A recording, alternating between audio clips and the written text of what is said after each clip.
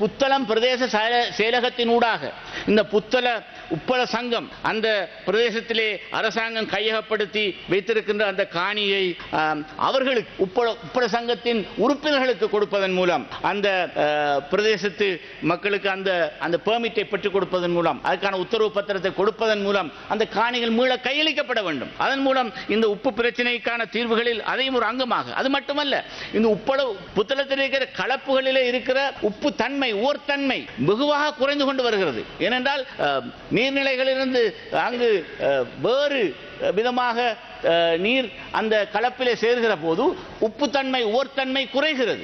முன்பு 1.3 வீதம் இருந்த ஓர்த்தன்மை இன்று உப்புத்தன்மை இன்று 0.5% இருந்து 1% வரை தான் வந்திருக்கிறது. எனவே தான் உப்பு உற்பத்தியிலே பெரிய பாதிப்பு ஏற்பட்டிருக்கிறது.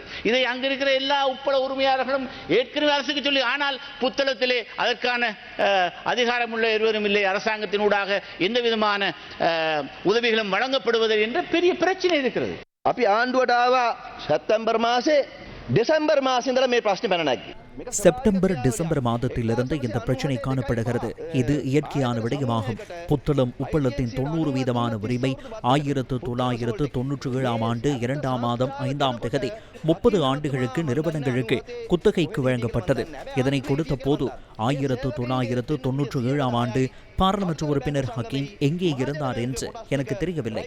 ஆனால் அப்போது அவர் அரசாங்கத்தில் இருந்தார் என்பது தெரியும்.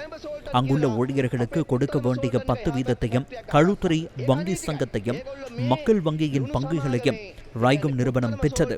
இவற்றை பெற்று ரைகம் நிறுவனம் இந்த உப்பு விடயத்தில் களமிறங்கியது. அவர்கள் வயம்ப சோல்ட் எனும் நாமத்தில் புத்தளம் உப்பளத்திற்கு அருகில் ஒரு தொழிற்சாலையை ஆரம்பித்தார்கள். அது நியாயமற்றது. புத்தளம் சோல்ட்டின் நிர்வாக குழுவுக்கு வரும் ஆட்களையும் எடுத்தார்கள். நீங்கள் கூறியவாறு உப்பு மாஃபியாவை செய்தார்கள். இப்படி இவர்கள் செய்த காலத்தில் நீங்கள் அரசாங்கத்தில் இருந்தீர்கள். இவர்கள் விலையை உயர்த்தினார்கள். நான் நாட்டு மக்களுக்கு ஒன்றை கூறுகின்றேன். இந்த உப்பு தட்டுப்பாடு உள்ளூராட்சி மன்ற தேர்தலுக்கு முன்னரே வந்திருக்க வேண்டிய ஒன்றாகும்.